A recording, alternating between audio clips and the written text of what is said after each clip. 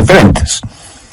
Así como en los paquetes de cigarrillos hay una advertencia que dice fumar es peligroso para la salud, yo quiero advertirle que el pensar equivocadamente también puede ser peligroso para la salud.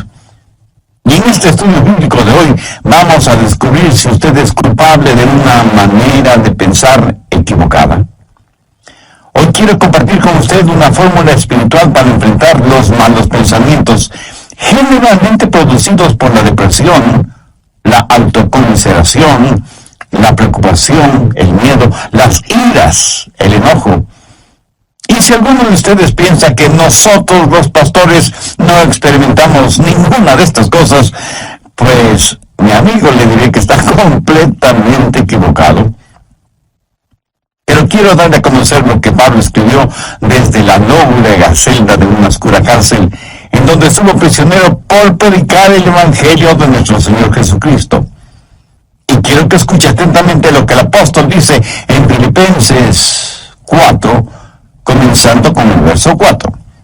Regocijaos en el Señor siempre. ¿Quién dijo eso? El apóstol Pablo. ¿Y cuándo lo dijo? Mientras estuvo preso en una cárcel romana. Regocijaos en el Señor siempre. Otra vez os digo, regocijaos. Vuestra gentileza sea conocida por todos los hombres. El Señor está cerca. Por nada estéis afanosos, sino sean conocidas vuestras peticiones delante de Dios en toda oración y ruego con acción de gracias. Y la paz de Dios, que sobrepasa todo entendimiento, guardará vuestros corazones y vuestros pensamientos en Cristo Jesús. Recuerden que estamos hablando de cómo controlar sus pensamientos, cómo controlar su manera de pensar. El apóstol Pablo en el verso 7 dice, y la paz de Dios que sobrepasa todo entendimiento, guardará vuestros corazones y vuestros pensamientos en Cristo Jesús. Pero ahora deseo que presten mucha atención a lo que dice el verso 8. Por lo demás, hermanos, todo lo que es verdadero, todo lo honesto, todo lo justo, todo lo puro, todo lo amable, todo lo que es de buen nombre, si hay virtud alguna, si algo digno de alabanza, en esto pensad. La Biblia dice que un hombre es lo que piensa. Por lo tanto, ¿cómo proteger sus pensamientos? ¿Cómo resguardar su manera de pensar de la influencia de los pensamientos impuros y pecaminosos que prevalecen en nuestro mundo actual? Una persona no salva es una persona que tiene una mente ciega. El Dios de este mundo ha cegado la mente de los incrédulos.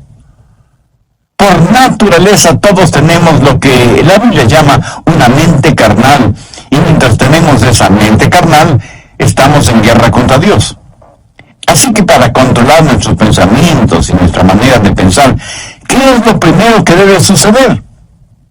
Pues que nuestra mente carnal sea convertida.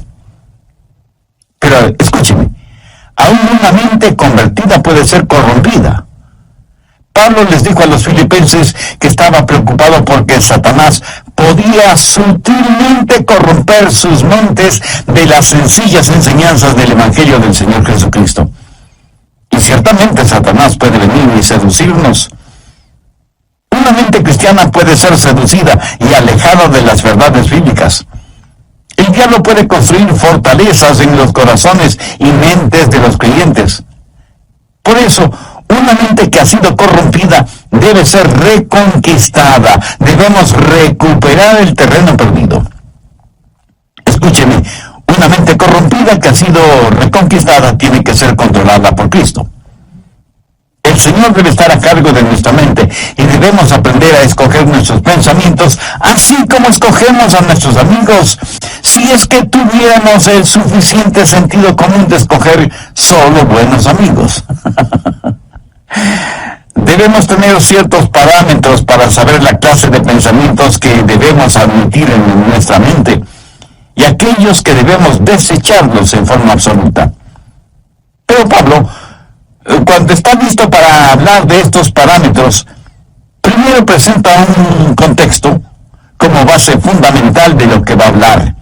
Y al preparar el escenario, Pablo habla de tres cosas. Primero, usted debe encontrar su gozo en el Señor. Note que en el verso 4, Él nos dice, regocijaos siempre. Hubiera sido una verdadera tontería si solo decía eso. Pero no es ninguna tontería cuando dice, regocijaos en el Señor siempre. O sea, les está diciendo a los filipenses que el verdadero gozo solo lo encontrarán en el Señor Jesucristo. Esto pone en evidencia que cada creyente que controla su manera de pensar tendrá un gozo, un regocijo consciente, continuo, conspicuo y contagioso, porque ese gozo está fundamentado, anclado en el Señor Jesucristo. Permítame compartir con usted algo muy personal. Yo procuro tener siempre mi mente ocupada, aún en tiempo de descanso o de vacación, porque una mente ociosa es el mejor taller del diablo. Y he descubierto el secreto de la fortaleza. Es el gozo del Señor. Él es mi fortaleza. Y eso no es solo una frase bonita, ni parte de alguna canción espiritual preferida. Es la realidad. El Señor es mi fortaleza. Hay veces cuando dejo mi oficina y vengo a grabar estos mensajes radiales y estoy física y mentalmente cansado. Y me detengo y digo, Señor Jesús, te amo. Gracias por quien tú eres y lo que representas para mí. Tú eres en verdad mi fortaleza física, mental, espiritual y emocional. Y casi de inmediato siento el poder y la fortaleza que inunda mi cuerpo y sé sin la menor sombra de duda que el Señor es mi fortaleza. Y por eso me regocijo siempre en el Señor. Por favor, busque Juan 15:11. Estas cosas os he hablado para que mi gozo esté en vosotros y vuestro gozo sea cumplido. De paso, quiero decir que el gozo en Jesús es el único gozo que permanece. Si su gozo depende de alguna otra persona o de alguna cosa, ese es un gozo pasajero que no permanece. Que alguien o algo puede quitárnoslo. Yo me alegro de que el gozo de Pablo no era porque estaba en libertad, porque le hubiera sido completamente fácil decir que estaba gozoso si tenía libertad. Pero él dijo que tenía pleno gozo estando en la cárcel. Así que no tenga su gozo de las circunstancias, no pretende encontrar su gozo en las diversiones, no espere encontrar gozo genuino en los negocios, ni se engañe creyendo que el verdadero gozo está en tener amigos, aunque sean buenos amigos. Tampoco en tener buena salud es fuente de gozo verdadero. Todas estas cosas que he mencionado le pueden proporcionar ciertas alegrías pasajeras, pero nunca un gozo genuino y verdadero. El único manantial de gozo profundo y permanente es el Señor Jesucristo. Regocijaos en el Señor siempre. Otra vez digo, regocijaos. Segundo, recuerde que Dios siempre está cerca. Reconozca la presencia de Dios continuamente. Pablo en el verso 5 de Filipenses 4 dice, vuestra gentileza sea conocida de todos los hombres, el Señor está cerca. Escúcheme, la expresión el Señor está cerca no es en referencia a la segunda venida de Cristo, sino que describe la realidad de lo que Pablo estaba experimentando en esa prisión romana. Y él dice, el Señor está aquí, conmigo, aún en esta celda. Y Juan 14:16, el Señor Jesús dijo, y yo rogaré al Padre, y os dará otro consolador, para que esté con vosotros para siempre. La forma de tener una saludable actitud mental es encontrando gozo en el Señor y estar consciente de la constante presencia de Dios. Cuando usted hace esto, lo maravilloso es que Jesús le ayuda a llevar sus problemas. Es como si Pablo estuviera diciendo, aunque estoy aquí en la prisión, el Señor Jesús está conmigo. ¿Sabe? El Señor Jesús no vino para sacarle de los problemas, sino para vivir esos problemas con usted. ¿No es eso maravilloso? El otro día estuve leyendo acerca de unos prisioneros en la época de José Stalin en Rusia, cuando perseguían ferozmente a los cristianos y los mataban. Un grupo de 20 cristianos estaba reunido en un edificio cuando Stalin, al frente de un pelotón de soldados, entró en el recinto y comenzó a hacer una lista de quienes estaban reunidos allí. Un oficial vino y le informó que había 30 personas. Entonces uno de los cristianos dijo: oficial, está equivocado.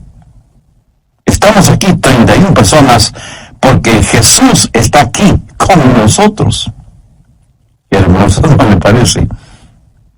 Tercero, rehúse el preocuparse por todo. Filipenses 4:6. Por nada estéis afanosos, sino sean conocidas vuestras peticiones delante de Dios en toda oración y ruego con acción de gracias. ¿Lo captó? Por nada estéis afanosos. En el original griego esta frase conlleva la idea de algo que se desgarra. Y eso es exactamente lo que la preocupación hace, nos desgarra interiormente. En un lado está el temor y en el otro lado está la esperanza. Y usted se encuentra exactamente en la mitad. ¿Qué es lo que Pablo dice? Por nada estéis afanosos. En varias de sus enseñanzas, el Señor Jesucristo dejó muy claro que no valía la pena el vivir lleno de preocupaciones. Con las preocupaciones, nadie ha podido añadir ni un solo centímetro a su estatura, ni ha podido solucionar algún problema, o disminuir una carga, o secar una lágrima. La preocupación, mi amigo, no tiene ningún valor y además es una gran pérdida de tiempo. Consume nuestras energías. La preocupación no sirve absolutamente para nada. La preocupación no quita la incertidumbre del mañana, pero sí succiona la energía de hoy y cubre con sus oscuras nubes el brillo del sol de hoy. Jesús dijo que son los paganos los que se preocupan desmedidamente por todo, y que nosotros como hijos e hijas de Dios no debemos ser como ellos porque Dios cuida de nosotros. Pablo se prepara para decirnos cómo proteger nuestros pensamientos y por eso pone como trasfondo el gozo del Señor, para que reconozcamos que Cristo siempre está con nosotros, para que dejemos de preocuparnos desmedidamente por todo. ¿Pero cómo hacerlo? Por nada estéis afanosos, si no sean conocidas vuestras peticiones delante de Dios en toda oración y ruego con acción de gracias. ¿Tiene usted algún problema que lo considera como un gran problema? Deseo que este mismo momento piense en el problema más grande que usted está enfrentando en la actualidad. ¿Ya lo tiene en su mente? Bien. Ahora, duplíquelo en tamaño. Sí que es enorme, ¿verdad? Ahora, permítame preguntarle, ¿es este su problema más grande que Dios? ¿O demasiado grande para Dios? Por supuesto que no. Véalo a la luz de Dios, recordando que para Dios no hay nada imposible. Y si usted puede orar por las cosas grandes, eso quiere decir que también puede orar por las cosas pequeñas. El peligro no es que fallemos en orar por las cosas grandes, sino que dejemos de orar por las cosas pequeñas. Por eso el consejo de Pablo es: sean conocidas vuestras peticiones delante de Dios en toda oración y ruego con acción de gracias. Cuarto, desarrolle un espíritu de gratitud. Esto es en preparación para que usted pueda revisar su manera de pensar. Puede evaluar sus pensamientos para saber si los deja o no entrar en su corazón y en su mente. Tenga un espíritu de gratitud. Ore acerca de todo y dé gracias a Dios por todo, lo grande y lo pequeño, lo que es importante y lo que parece insignificante. Deje que sus peticiones sean conocidas delante de Dios. No sé si se habrá dado cuenta, pero muchas veces nos quejamos cuando no deberíamos hacerlo. Déjeme contarle lo siguiente. Hace algún tiempo ya viajaba en el automóvil de un amigo. Él iba manejando y yo le iba contando que nuestros hijos, unos estaban en una escuela privada, otros en el colegio y otros en colegios cristianos. quejaba por el altísimo costo de la educación de nuestros hijos. Mi amigo me escuchaba y me observaba.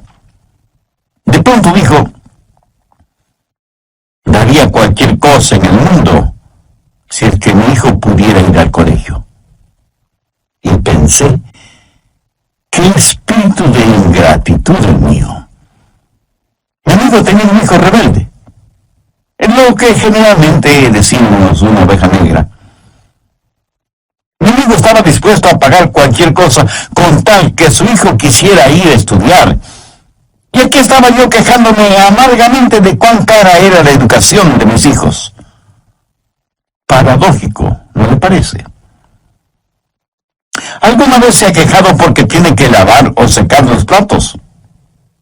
Hay muchas personas en muchos países del mundo que les gustaría tener platos aunque fueran sucios. ¿Me escuchó? Quiero decir que los platos sucios son una señal de que usted tuvo algo en qué comer. Una cuchara, un tenedor, cuchillo para comer. Mi amigo, hay millones de personas que usan sus manos, sus dedos para comer y ni siquiera tienen agua para lavarlas después. Hay que saber cultivar un espíritu de genuina gratitud hacia Dios. Ahora, todo esto no es más que el escenario para saber cómo controlar sus pensamientos. Es como el estar en un aeropuerto y pasar por los controles de seguridad que tienen sensores para detectar cualquier objeto que pudiera considerarse peligroso o algunas sustancias prohibidas que algunas personas tratan de pasar de contrabando. Los servicios de seguridad en los aeropuertos no permitirán que usted se embarque en un avión llevando esas cosas prohibidas. El apóstol Pablo presenta una especie de lista en el verso 8 y quiero que ponga mucha atención a su contenido. Por lo demás, hermanos, todo lo que es verdadero, todo lo honesto, todo lo justo, todo lo bueno, todo lo puro, todo lo amable, todo lo que es de buen nombre, si hay virtud alguna, si algo digno de alabanza, en esto pensad. Si usted lo piensa detenidamente, el tema cómo controlar su manera de pensar, basado en la epístola de Pablo a los Filipenses, capítulo 4, y los versos del 4 al 8. De esta porción bíblica hemos visto ya tres cosas fundamentales. Primero, usted debe encontrar su gozo en el Señor. Note que en el verso 4, Pablo nos dice: regocijaos siempre. Hubiera sido una verdadera tontería si solo decía eso. Pero no es ninguna tontería cuando dice: regocijaos en el Señor siempre. O sea, les está diciendo a los filipenses que el verdadero gozo solo lo encontrarán en el Señor Jesucristo. Esto pone en evidencia que cada creyente que controla su manera de pensar tendrá un gozo, un regocijo consciente, continuo, conspicuo y contagioso, porque ese gozo está fundamentado, anclado en el Señor Jesucristo. Segundo, recuerde que Dios siempre está cerca. Reconozca la presencia de Dios continuamente. Pablo en el verso 5 de Filipenses 4 dice: vuestra gentileza sea conocida de todos los hombres, el Señor está cerca. Y la expresión "el Señor está cerca" no es en referencia a la segunda venida de Cristo, sino que describe la realidad de lo que Pablo estaba experimentando en esa prisión romana y dice: el Señor está aquí conmigo, aún en esta celda. En Juan 14:16, el Señor Jesús dijo: y yo rogaré al Padre y os dará otro Consolador, para que esté con vosotros para siempre. Tercero, rehúse el preocuparse por todo. Filipenses 4:6. Por nada estéis afanosos, sino sean conocidas vuestras peticiones delante de Dios en toda oración y ruego con acción de gracias. ¿Lo captó? Por nada estéis afanosos. En el original griego esta frase conlleva la idea de algo que se desgarra. Y eso es exactamente lo que la preocupación hace, nos desgarra interiormente. En un lado está el temor y en el otro lado está la esperanza. Y usted se encuentra exactamente en la mitad. ¿Qué es lo que Pablo dice? Por nada estéis afanosos. Cuarto, desarrolle un espíritu de gratitud. Tenga un espíritu de gratitud. Ore acerca de todo y dé gracias a Dios por todo, lo grande y lo pequeño, lo que es importante y lo que parece insignificante. Deje que sus peticiones sean conocidas delante de Dios. El apóstol Pablo presenta una especie de lista en el verso 8 y quiero que ponga atención a su contenido. Por lo demás, hermanos, todo lo que es verdadero, todo lo honesto, todo lo justo, todo lo bueno, todo lo amable, todo lo que es de buen nombre, si hay virtud alguna, si hay algo digno de alabanza, en esto pensad. Bien, ahora quiero que note algunas cosas muy importantes. Primero, la prueba de la dependencia o confianza. Aquí debemos hacernos algunas preguntas. ¿Es verdadero? ¿Puedo confiar en eso? ¿Puedo depender de eso? Todo lo que es verdadero. ¿Sabe que vivimos en una generación que no pregunta si algo es verdadero? La pregunta importante en nuestros días es, ¿trabaja? ¿Da resultado? No deje que ninguna cosa prohibida penetre en los recintos de su mente y que cómodamente se instale allí. No la absorba en su corazón, ni la haga parte de su filosofía de la vida.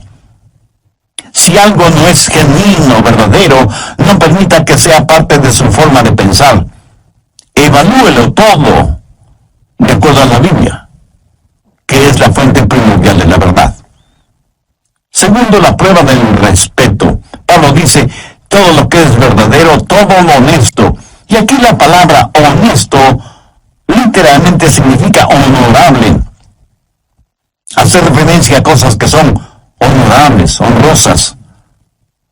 ¿Permite usted que cosas deshonrosas se acumulen en su mente? Guarda mentalmente cosas que no son dignas de su respeto.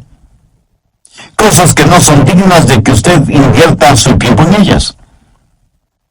Algunas cosas no son malas porque son viles. Son malas porque son necias, tontas, estúpidas, cosas que no valen la pena. Tercero, la prueba de las riquezas. Todo lo justo. ¿Sabía que la palabra justo en este versículo significa recto, derecho, lo cual es lo opuesto a torcido? Entonces, ¿qué significa esto? Significa que usted no debe dejar que ningún pensamiento torcido, deformado, penetre en su mente. Piense usted siempre correctamente, con rectitud. En mis estudios bíblicos, predicación y tiempo devocional, siempre trato de pensar con rectitud, honestamente. Reconozco que muchas veces dejamos que pensamientos torcidos invadan nuestra mente porque hemos desconectado los puestos de seguridad. Y sencillamente vamos de aquí para allá sin que nada aparentemente nos moleste. Pero Pablo dice que hay ciertas cosas que no deben pasar por la puerta de nuestra mente. Cualquier cosa que no nos inspira confianza o respeto, o que levanta una bandera de sospecha, ni siquiera debe merodear la periferia de nuestros pensamientos. El apóstol también hace mención a todo lo puro, y puro significa algo que está libre de cualquier contaminación, algo libre de manchas o suciedad. Esto en referencia a objetos o animales. ¿Es esto lo suficientemente puro como para ser usado en la adoración a Dios? ¿Es esto lo suficientemente puro como para ser ofrecido a Dios? Estas preguntas nos llevan al siguiente punto. Cuarto, la prueba de la reverencia. Todo lo que es puro. ¿Es esto algo de lo cual no me avergüenzo de ofrecérselo a Dios?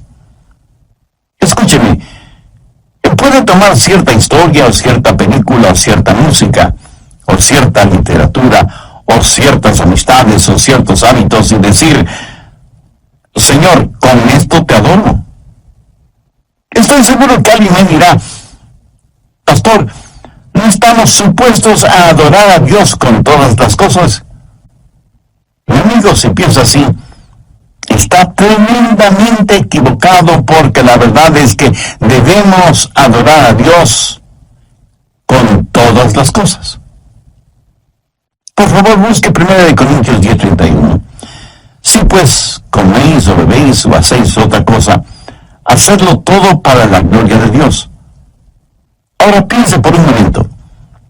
Son sus amistades, sus pasatiempos, su trabajo y aún su propia familia algo con lo cual usted podría decir: Señor, te lo ofrezco a ti. Hace algún tiempo estuve en una conferencia bíblica en otra ciudad y tuve la oportunidad de ver la cadena de montañas conocida como Montañas Azules. Justo en la estación del año, cuando las hojas de los árboles se vuelven amarillas, rojas, azules, doradas, y en fin, tienen todos los colores del arco iris. Mi esposa y yo nos quedamos asombrados y maravillados de ver la creación de Dios en toda su espléndida belleza. Y me acuerdo que dije: Señor, esta es una extraordinaria experiencia que me mueve a adorarte más y más. Este buen tiempo que nos permites tener, este regocijo espiritual interno, esta belleza que nos rodea, que proviene de ti, todo te lo dedico a ti, porque no solo está lleno de armonía y de encanto, sino de inmaculada pureza. Señor, tú eres digno de nuestra adoración. Amigo, escúcheme. Si cualquier cosa que usted hace no pasa la prueba de la reverencia, o sea, no es algo que pueda ofrecerle a Dios, no se atreva a insultar a Dios presentándosela. Si cualquier relación personal o actividad o recreación o negocios o lo que sea no tiene el distintivo de reverencia hacia Dios, ni siquiera lo piense. Quinto, la prueba de la relación. Pablo continúa diciendo: todo lo que es de buen nombre. En el original griego, esta frase literalmente dice: aquellas personas o cosas que causan que se las ame. ¿Qué es lo que causa que usted ame? Si piensa en aquello que causa que usted critique injustamente o que provoca división entre otras personas, eso es erróneo, negativo, malo. Todo lo que es de buen nombre tiene la connotación de ser guiados hacia el amor. Lo que piensa le guía hacia el amor. Tal vez alguien me pregunte: pastor, ¿eso significa que tengo que aprobar lo que otras personas hacen? Sí y no. Si lo que hacen es bueno, beneficioso, ejemplar, útil, usted lo aprueba. Si es algo negativo, perturbador, divisivo o destructivo, por supuesto que usted no debe aprobarlo. Y no se necesita ser un genio para entender esto, ¿verdad? Pero el que no apruebe lo que otras personas hacen, por la razón que sea, eso no significa que no debe amarlas. Dios nos acepta a cada uno de nosotros, aunque obviamente no aprueba lo que como pecadores hacemos. Sexto, la prueba del refinamiento. Todo lo que es de buen nombre. Esto hace referencia a algo de categoría, buena educación, refinamiento, algo que es bueno sin mayores explicaciones. Mira, en todas partes del mundo y en todos los niveles sociales hay personas chismosas. Permítame decirle con genuina tristeza que la iglesia no es una excepción. Yo creo que el chisme es una especie de enfermedad que causa la pérdida de la memoria. Hasta ahora no he conocido a ninguna persona chismosa que admitiera ser chismosa. Por lo general, una persona chismosa comienza de la siguiente manera: bueno, usted me conoce y sabe que no me gusta eso de los chismes, pero sabía que... Y comienza su chismografía con un aire de santidad y confidencialidad, como si estuviera contando una verdad absoluta.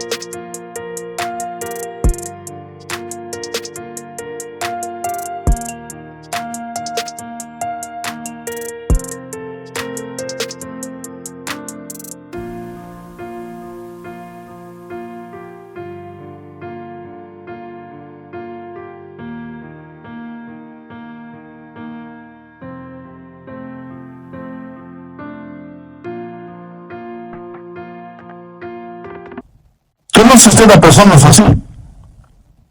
Ahora, si una persona hace algo y no sabe que lo ha hecho, debo pensar que esa persona tiene un tornillo suelto en su cerebro.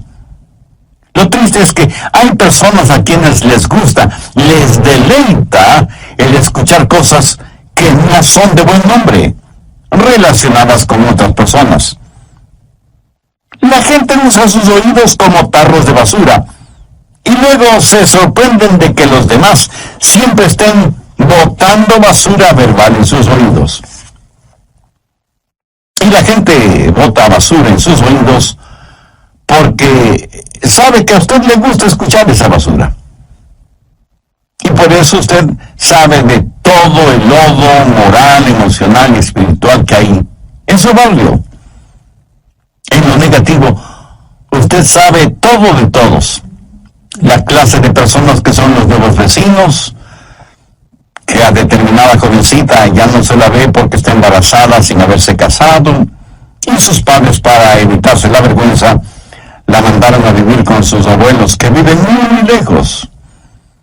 Que el hijo de los Pérez está preso por manejar en estado alcohólico, etcétera, etcétera. Y la gente permite que todos estos malos pensamientos tomen residencia en su corazón y su mente. Pablo, al finalizar este tema, dice: si hay virtud alguna, si algo digno de alabanza, en esto pensad. Esto es tan sencillo y sin embargo tan maravilloso. Usted en forma absoluta puede reconquistar, recuperar el terreno perdido si reconoce que hay virtud y que es algo digno de alabanza el pensar en todo lo que es verdadero, en todo lo que es honesto, en todo lo que es justo, en todo lo que es puro, en todo lo que es amable.